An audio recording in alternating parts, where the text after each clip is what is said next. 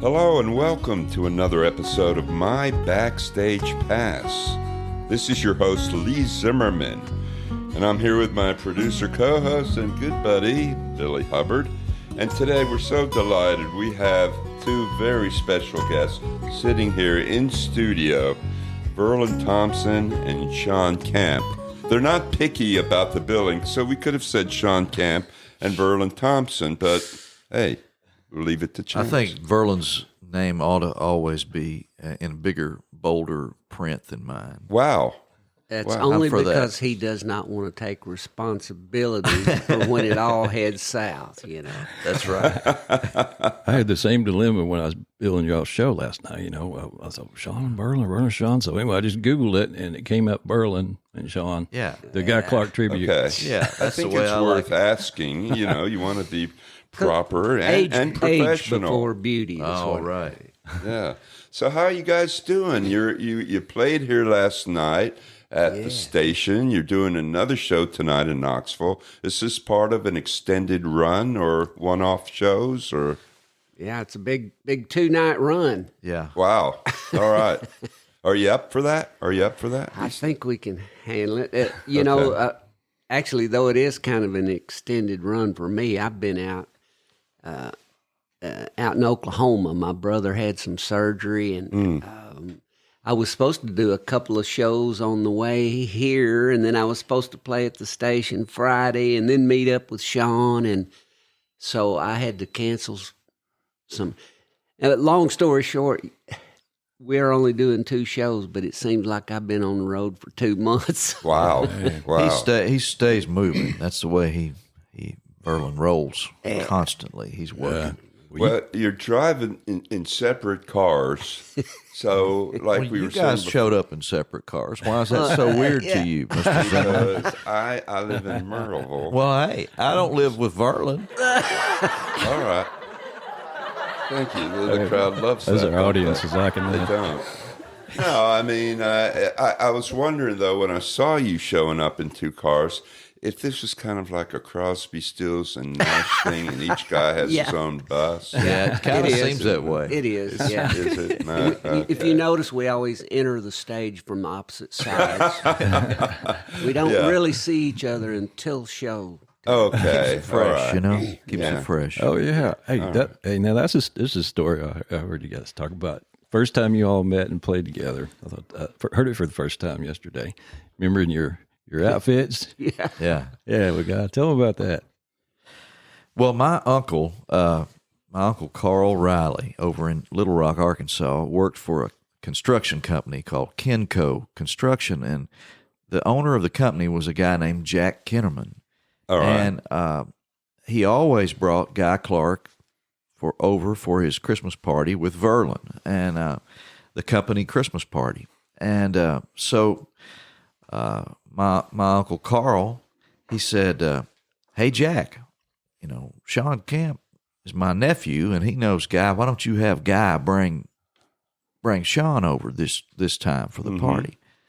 And so that's part of the story that not many people hear, but it was my Uncle Carl that put a bug in the ear of Jack Kinnerman, and I owe a lot to Uncle Carl for that. And anyway, it just, you know, we showed up, and I don't know what happened. Tell them your perspective from that point. Well, I remember just Guy and I were in a van headed to Little Rock, and Guy just casually announced, we're going to have a special guest tonight, Shawn Camp.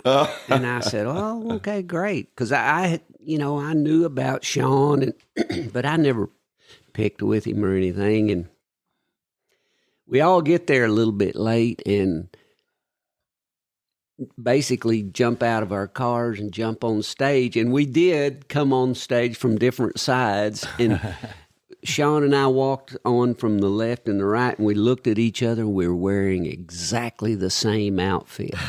Shirt was identical. We looked like some gospel group or something, you know? Well, isn't that professional that you should have the same stage outfit? Well, but we didn't know each other and didn't know any, you know, it just happened. And of course, old Guy, man, he takes a drag off that Marlboro, and he looks at Shawn, and he looks at me, and he goes, "I see you boys got the memo." That's hilarious. That's hilarious. And then we busted out, started picking, and we've just never stopped since that moment. Wow. So how many years were you guys with Guy, either individually or together? Verlon's he was with Guy from the get-go, I don't know, a long time. And I didn't do a lot of road work with him, but, I was there playing on records with him or once in a while on the road, But Yeah. Well, Shawn had his own stuff going on, and we would. The guy used to like to say, I'd have Shawn full time if I could afford him, but he, whenever it worked out, we always had Shawn. I started. It was in the late '80s. I think it was '88 or '89. Guy and I were both signed to the same publishing company, at CBS, and. I got to know him just, in the hallways, wandering around the coffee machine and whatever. And one day he had heard me picking a little, and he asked me if I'd help him make he said, "I'm going to make my comeback record." And he said, "And I ain't got no money, and I think you're just the guy to help me do it." Yeah, there's a double meaning in that. Yeah, Because yeah. he couldn't afford Shawn, but... he didn't even know obviously. me then. But, Yeah, that All was right. way before. yeah. All right. Anyway, we went down in the basement of CBS and we cobbled together the Old Friends album, and then I went out to just sort of help recreate that, and it just never ended. Wow. It went till he passed. Wow. Very long time. Yeah. Bunch of years, bunch of miles. Before that, though, I had met Guy before that time. The only restaurant I ever worked in my life was in Nashville, and I'd been fired by a couple of bands, and I was on the road, or had been off the road, and so I went to work at this vegetarian restaurant because there were some musicians working there, and I thought, man, I get to hang out with some guys I know, and That's the trick, huh? yeah, and so the Slice of Life, it was the only vegetarian restaurant in Nashville when I moved to town 38 years ago, and Oh, man. so it was probably about, I'd say, a couple of years into my living in Nashville that I was working there, and I was just a host. All I did was clean tables, and I bust tables and I would seat people. That's all, because I certainly wasn't a waiter at that point, and I never did become a waiter. But Guy walked in the door to be seated. He walked in, and it was like my job was to say, welcome. How many in your party, or some kind of crap like that. Still got it down. Yeah. And good. Guy, before I could say anything, he interrupted me and he said, "I want some red beans and rice." And I'm standing in this little, entrance way there, and I said, "Oh, okay. Well, I'm not your waiter, but I'll seat you. Come on this way." And walk around and I set him down at a little table, and You knew who he was, though, right? I did. Okay. Yeah. And I was like, wow, Guy Clark just walked in. Yeah.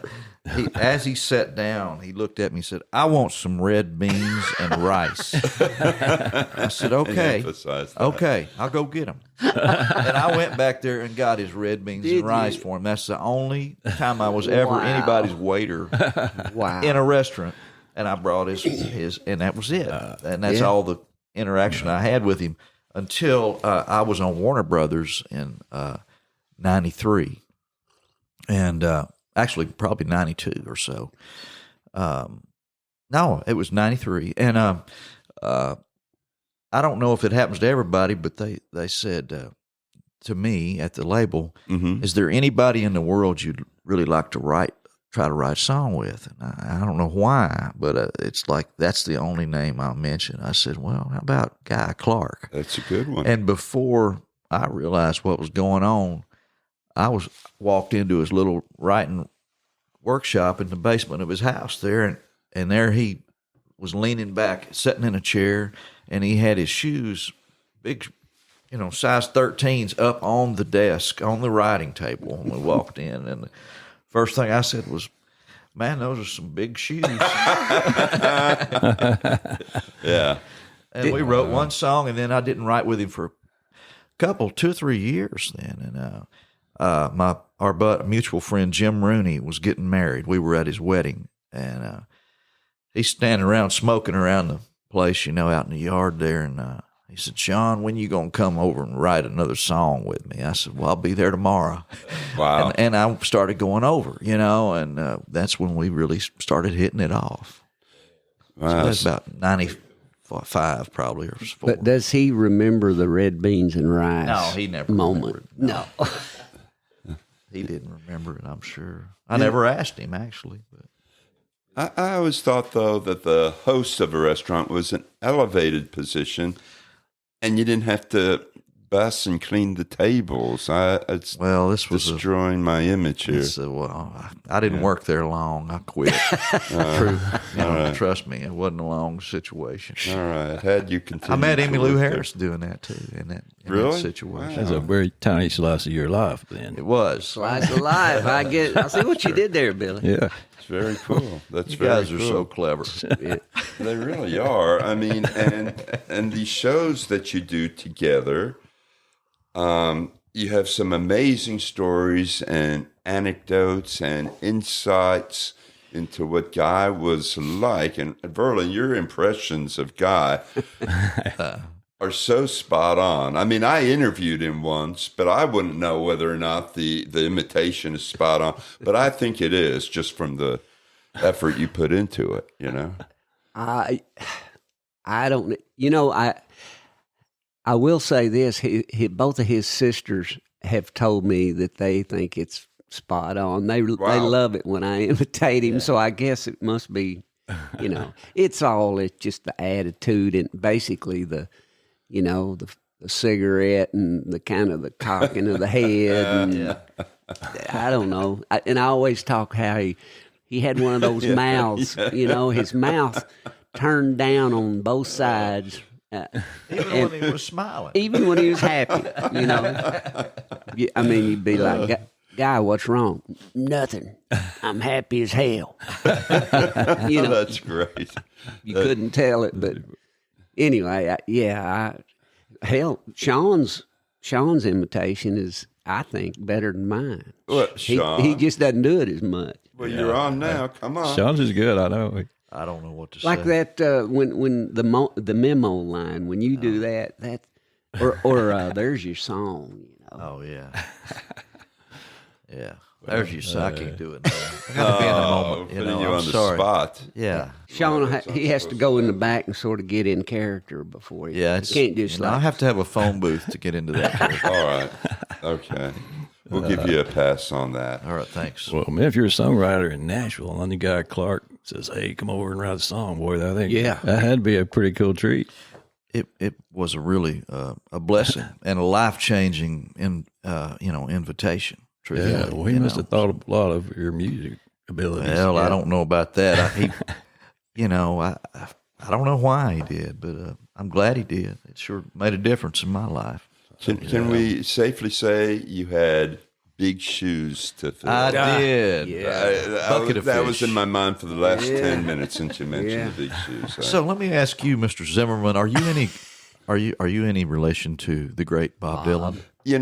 I'm happy that you asked me that question, Shawn, because there's a little bit of mystique there. I do have a cousin named Robert Zimmerman. Right. So if I could leave it at that, Yeah. the mystique will continue.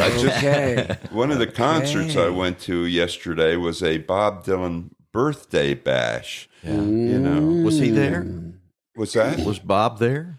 No, Bob's too busy touring. He's 83 years old. He's too busy touring, So Yeah. All right. Sorry to no, divert it's a the, legitimate question and conversation. thank you for asking. And now Shawn. I am intrigued because the mystique is still thank you. intact. We Thank don't. you. You know, my wife says to me frequently, she says, Lee, it's not all about you. And I quarrel with that. And here we're proving it is about me. It is, of course. You know, thank you. Thank you, gentlemen. Hey, we did just have Willie Nile a couple of days ago, Yes. and he lived next door to Dylan, didn't he? In New Yeah, York. he did in the early days in the village. He Yeah. told us a few stories about sitting on his, what do you call that thing? He would sit out there on the fire escape or I something. think it's called a porch. Billy. Oh, no, it was one of have those. one here. Metal fire I escape. thought he called it something different. Yeah, I guess in Greenwich Village. I thought it was a I New think York they call thing. them the stoop. The stoop. Yeah. That's it. That's it. Yeah. Yeah, he sat on his New stoop and York watched Dylan go in and out. The stoop John B, I think, was No, named I for- think that's a different thing. That was really bad. So, getting back to the subject at hand here, why do you think Guy's legacy continues to live on and has made such an imprint going forward now? You know, it's funny. I was thinking about that very thing as I got in bed last night. I don't know why, but it just seems like, and I know a certain amount of this happens when somebody passes. You know, Right. we all start kind of looking a little closer at his music, but I don't know. I think everybody just well, I'll put it this way. For me personally, I even think I appreciate him more. The more we play his songs every night, the more I realize how brilliant they are. I mean, I always thought they were great, but I was just doing my job every night, you know. But now when you're standing there and you're singing these things, or I'm listening to Shawn, you realize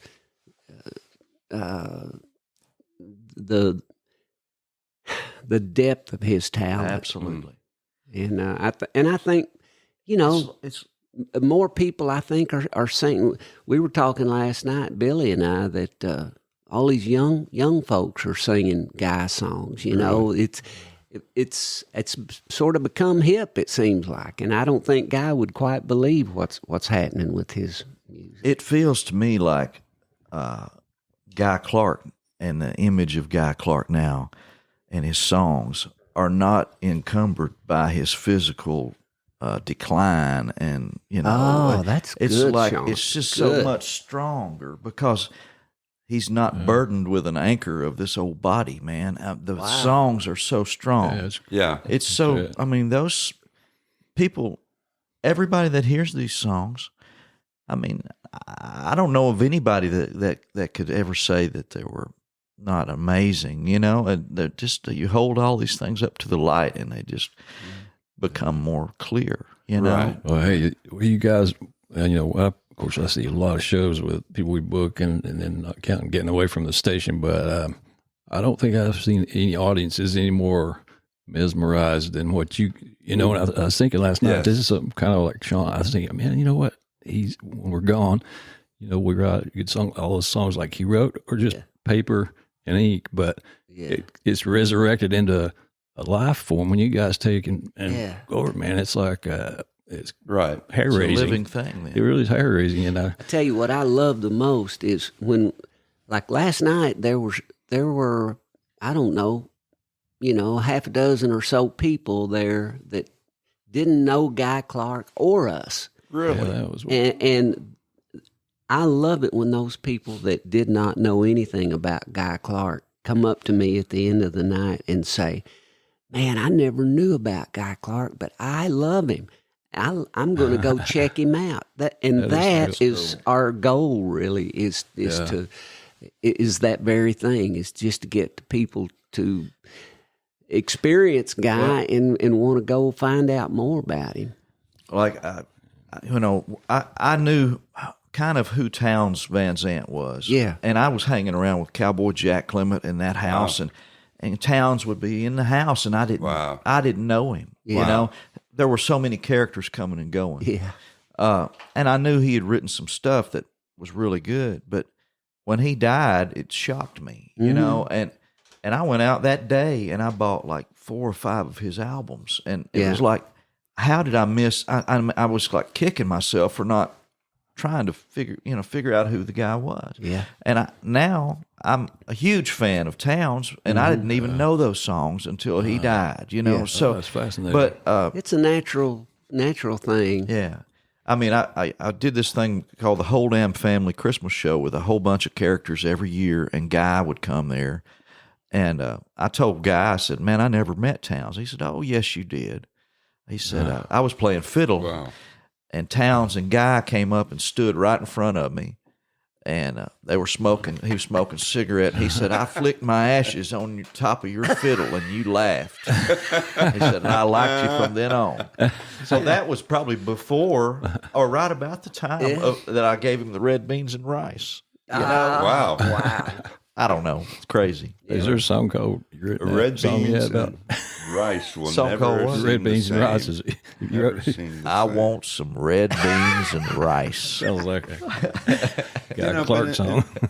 In a very true sense, though, Guy was an architect of what we now call Americana. Yeah, I mean, sure, it goes back to the Everlys and Elvis and the Burrito Brothers, but in a sense, the singer-songwriter aspect of that, Guy and Townes and Rodney Crowell were kind of there at the beginning and creating songs that, I don't know, I mean, epitomized real life and, you know, what living was all about, you know, no nonsense involved at all.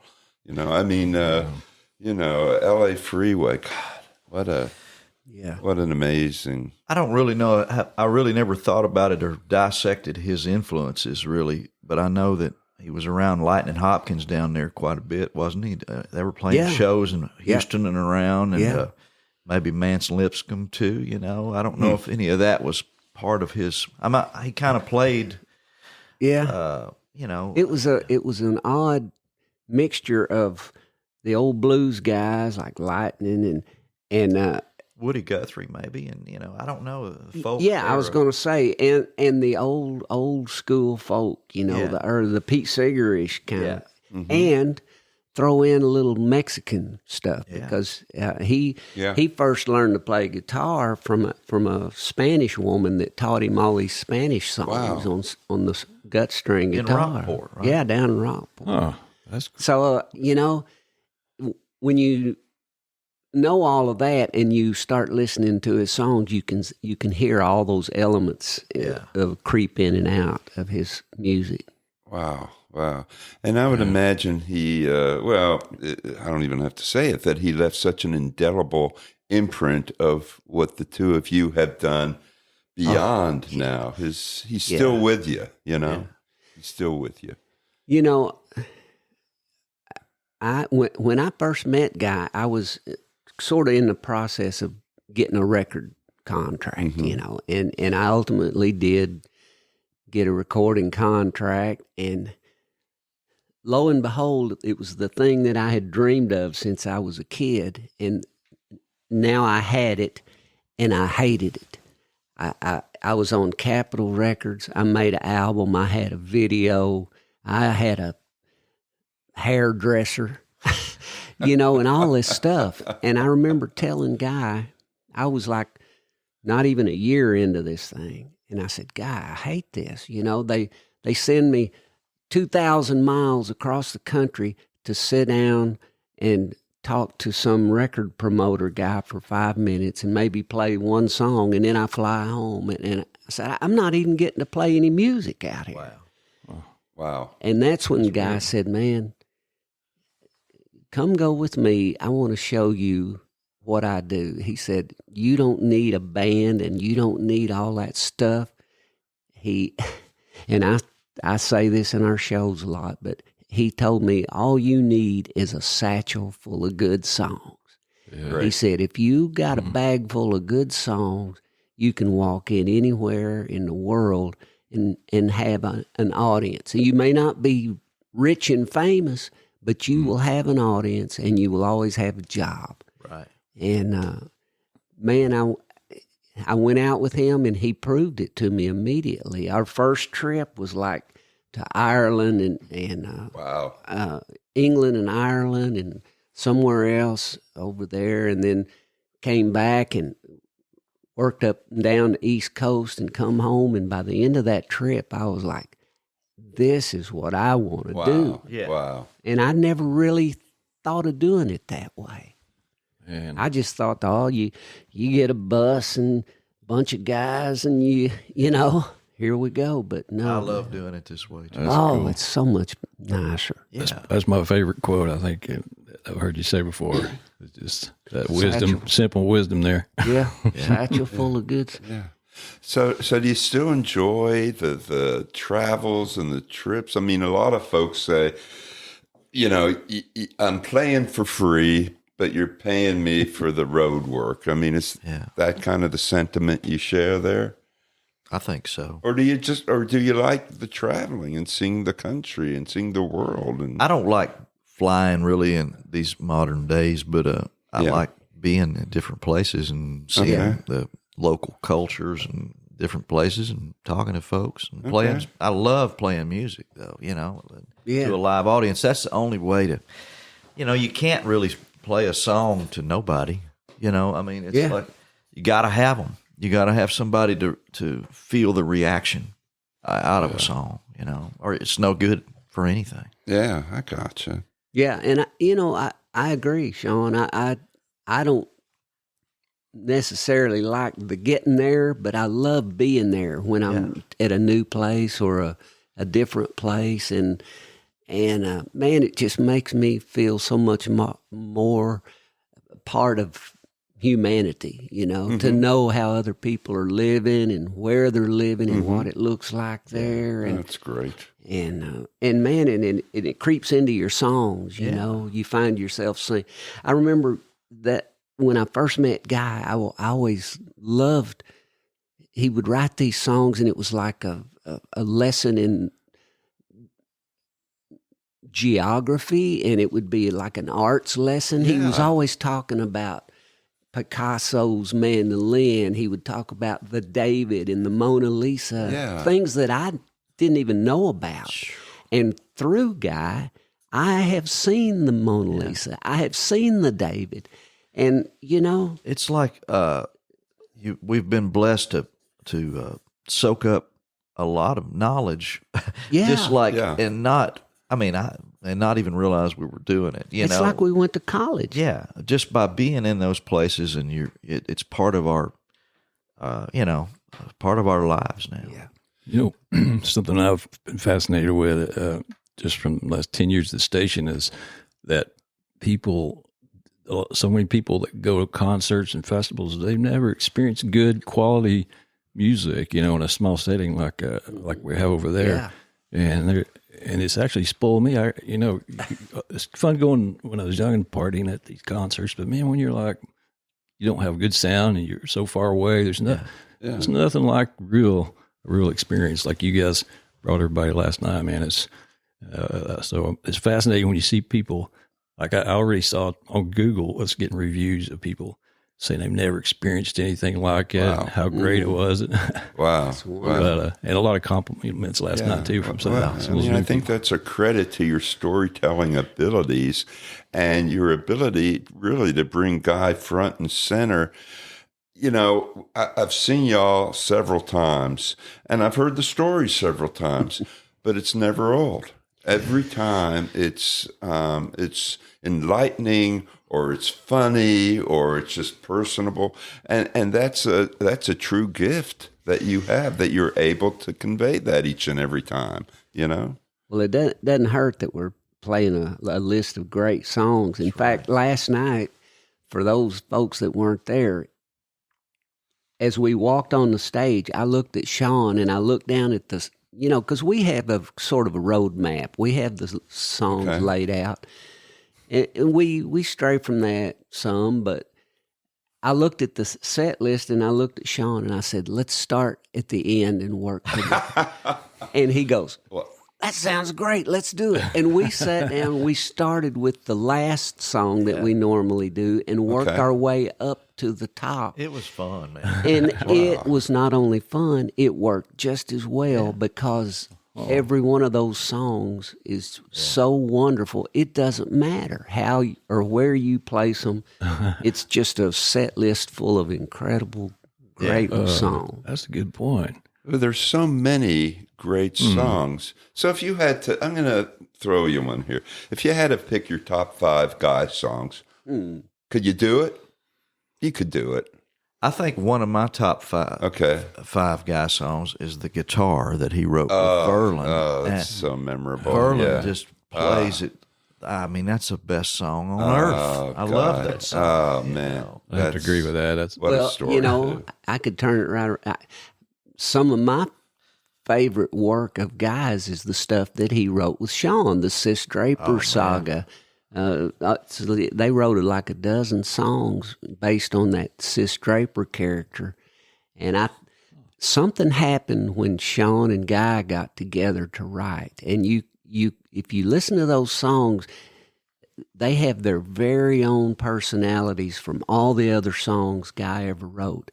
And it was, I think, a truly magical thing. And I hope we can get our friend Shawn one day to record all those songs and put those together in a package because they deserve to be heard. As a group together. Yeah, I was going to ask: are there any plans to record record together? What's up? What's up with I'm just waiting on Verlon's schedule to open up. I know he's a road warrior. We've discussed different possibilities. It's kind of odd because both of us we don't want this to appear like we're trying to make a buck off of our relationship with Guy Clark because that's so. We're trying to figure out maybe if there's a way to do it that could benefit maybe his grandkids, or I don't know. We've tossed around several ideas, but I'm not opposed to making a buck. Well, I'm not either. But I mean, But yeah, I mean, I think what we're doing, the way we do these songs of Guys, I wouldn't want to profit from that other than just what we have to come and play them. Yeah. We need to figure that out for tribute. for his family and tribute. I mean, that's not unusual. And when you do a tribute like that, you're bringing him back front and center, turning new audiences on to his music. So you're doing a service all around, I would think. Well, it's a service for us too because we really love it and it makes us feel better. That's a win-win. Yeah. Win-win. I'll tell you what, my favorite record or CD is that double CD set. Is this one's for him? Well, that's was a tribute album, and so in a sense, that kind of thing has been done. Right. But there is the fact that nobody does these songs the way we do them. That was everybody's interpretation. And you've played these songs more than anybody that more than anybody. You're the only person on earth that's played these songs as much as you've played them. Yeah. I'm sure of it. Yeah. And the right way. So, you should do a whole album yourself, really, of them all. You have a claim on those, Verlon. I mean, you really did. You really do. You have a claim to those songs, and Great idea. I think it would be very appropriate. I do too. Well, so when are you going to do it? Yeah, when are you going to do it? Let's have an exclusive right now. I will begin the process. No, but you saying the right way.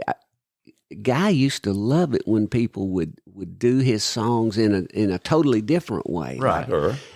His son Travis actually used to do, what song was it? I think it's on Keepers or something. No. Anyway, Travis would do one of Guy's songs in a reggae manner because Travis used to have a reggae band down in Corpus Christi. And Guy just, man, he would light up when Travis would go into that reggae version of it. It might have been Old Friends, actually. Wow. What about our song we wrote with him? Yeah.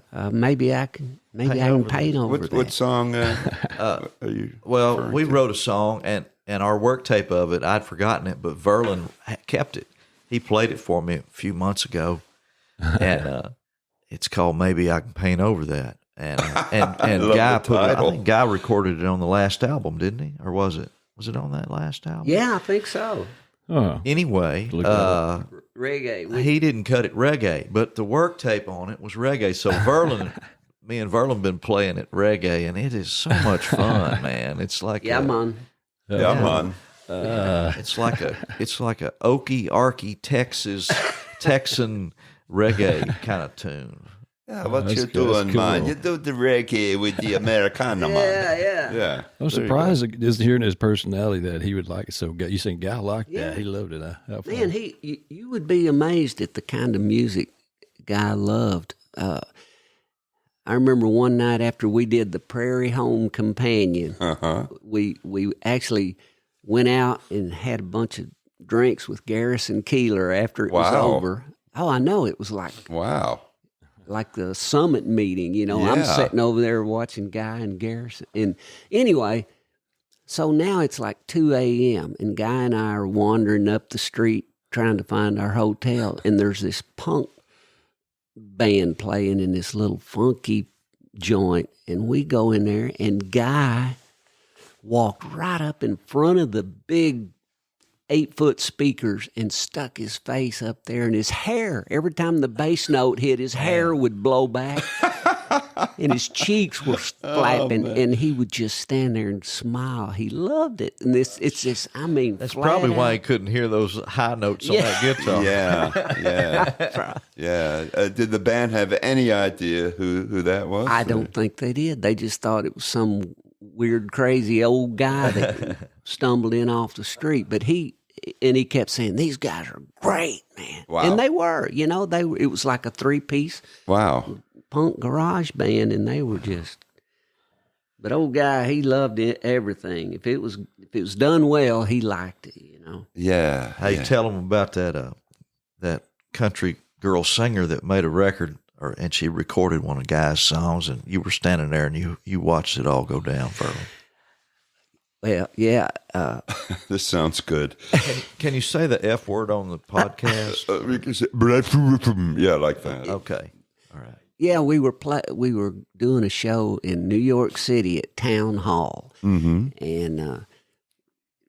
it was us, and I won't say her name, but it was a popular country girl singer at the time, you know, and anyway, she had just recorded one of Guy's songs, and she came up to him in the dressing room, and she's like, "Oh, Guy, man, I'm so honored to be able to record one of your songs on my new record, and you know, I hope I didn't mess it up." And Guy takes a drag, and he says her name, and he says, "You can't F up one of my songs."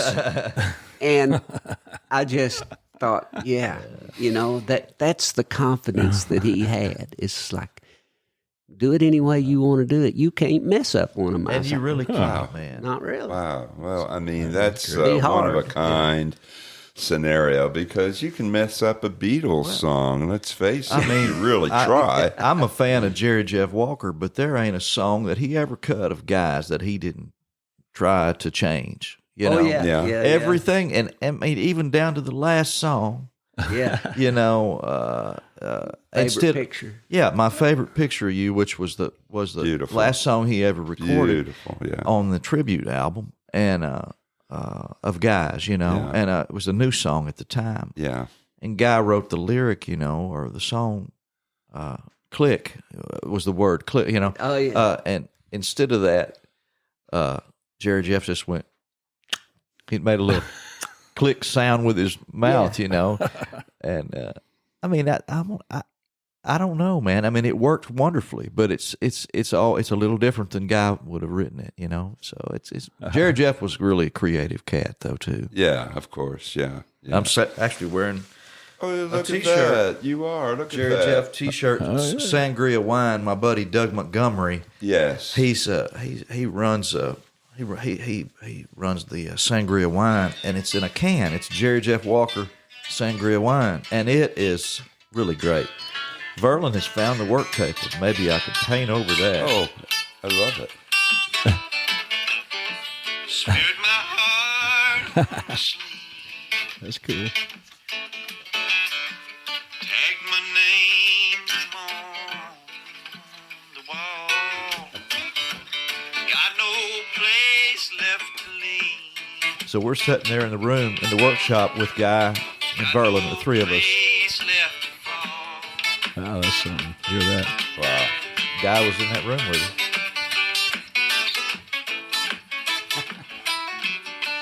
Well, that's a treasure out of that.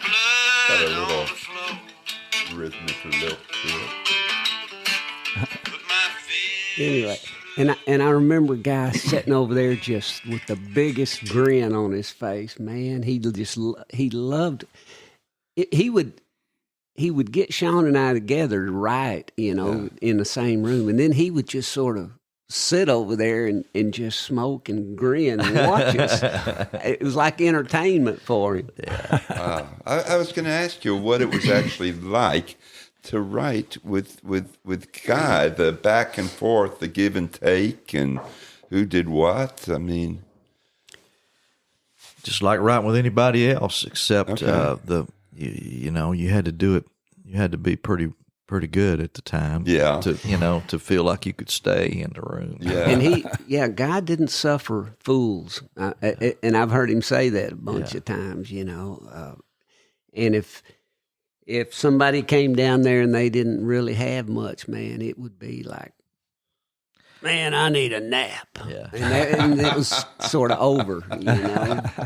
He said that to me a time or two. Oh dear. Well, maybe Yeah. he was just tired. Well, don't take it personally. I have certainly You have kept your him doubts? past his nap time a time or two too. All But he wasn't bashful about it. If he wasn't feeling it, he'd get up and go to bed. Yeah. Leave Yeah. you sitting there, you know. yeah. He was intense, though. He would, I mean, you wouldn't know this to listen to the finished product. They all sound so, you know, completely put together. But he would, he'd have pages and pages of different drafts, and then he would mix them and match them, and like a puzzle almost. And really, a lot of times, we didn't know until we got in the studio how it was going to go. Wow. Yeah. We would kind of know the general gist of it, but we wouldn't know really. That's a good point. Yeah. Even on songs we wrote with Well, him. Sis Draper comes to mind. Yeah. I mean, we had written that song. We didn't have the final verse. Well, Guy stayed up. We were going in the studio the next morning at 10 a.m., and Guy called me about 2 in the morning. And he was staying up all night. He was rocking, if you know what I'm talking about. Yeah. He had him something that was keeping him awake. Yeah. And he called me and said, "Listen to this." And I said, "All right." He said, so we all stood out in the yard, hands all full of watermelon, watched her leave and watched her go, wishing we was in that wagon. And it had no relation to the song, the chord changes or the rhyme structure anywhere in that song. Yeah. And I said, "Man, that's great." And we went in the next morning. And that's what the song's been ever since. But there's also a song called Cornmeal Waltz that we recorded a couple of records back. I thought maybe it was on the last one. I don't know. Anyway, we had written a totally different last verse, and Guy completely wrote a different. He swapped lines around and changed a couple lines in the last verse. And it was like, well, Guy, that ain't the way we did it. He took a drag on a cigarette and said, You do it your way, and I'll do it mine. I remember that moment. It was a little hilarious. bit weird. It was a little tense. You kind of bowed up and was like, "God, that ain't what we wrote." And I think the way we wrote it was really good. But listen to his now, and I think his version is really good too. Yeah. I think they're equally good. But I don't know. I don't see the benefit of changing it, except I think he took pride in being himself. Yeah. You know? Oh yeah. Yeah. Well, listen to the guitar the same way. The way I do it is really so far away from what Guy did. You know, his was more of a very dramatic take on it. It was like this almost scary, ghostly kind of, guitar. And mine's more like this. Oh, a dream came true, man. Right. I found a magic guitar that I can play anything. Wow. But he said the same thing to me, and a couple of times on stage he would say, well, this is the way Verlon does it. and okay, well, but I think Mark D. Sanders wrote Cold Dog Soup too, and it's a totally different song than the one they co-wrote, Absolutely. Really? Yeah. Wow. So much so that Mark is a little, he still carries a little resentment over it because it But I guess, if Mark wanted to do his version of it, he's welcome to. Yeah. He should probably. So I know you have another gig to go to because you are two of the hardest working men in showbiz. When James Brown passed, you got the crown. Thanks. They split, yeah. But so what are y'all up to individually now? You have a new song. You have a song on the new Willie Nelson album. I do. He released it on his 91st birthday called Made in Texas. I wrote it with Monty Holmes, and Monty Holmes, a good buddy of mine from Lubbock. I was not made in Texas, but, thanks to Guy Clark, Verlon and I both are honorary Texans. We've got plaques to prove it. Yeah. Perfect. Yeah, that's cool. Thank you. Thank you so much, fans. Everybody loves that. Y'all have a great crowd in here every time I'm around you guys. Yeah. I can't believe how many people you can squeeze in. I can't believe I've never seen so many pretty girls in one place. Yeah, it's pretty amazing. Yeah. Keep them quiet. So your songwriting, very successful. What else is happening, Shawn, as far as going forward here with you? I don't know. You've been recording a new record, haven't you? Well, I have been recording a new record. Okay. It's kind of like it's songs that were inspired by Johnny Cash, really, truthfully. Okay. The stuff I've been cutting, and I've had the great Richard Bennett on it, and Dennis Crouch, and wow. We cut a lot of stuff, kind of like the Tennessee 2, real stripped down, Mm-hmm. and Do you mean the songs and not yourselves? We gotta clarify. No, we did them completely naked. Yeah, that's the only way to do these songs. The stripped down session. Yeah. So anyway, it's like I haven't told Marshall Chapman this, but I did cut one outside song, and it was a Marshall Chapman song that she wrote the day after Johnny Cash passed away. Wow. Called Railroad Track, and I love the song, and I told her 20 years ago I did a Bluebird show with her. If I ever cut anything like a Johnny Cash record, I want to record that song. Excellent. So that was the first thing we cut. And then, this Richard Bennett had an instrumental that he wrote the day after June Carter passed. And I put lyrics to it, and we actually worked on the lyrics on the second verse together, and it's called The Secrets of June, and it's it's really was the keystone, and the reason I started cutting this stuff was because I'd just written that with Richard, and I wanted to get him on the project because that it couldn't have been the song without him, and so we cut like 12 songs so far, so I think I'm going to cut a few more. Any release date in mind? Lord, no. No. All right. I have no idea. I should know better than to ask that question. No. Okay. And Verlon, what's on your agenda? Well, I'm just still, traveling around. I do a lot of teaching these days, a lot of workshops and stuff. Okay.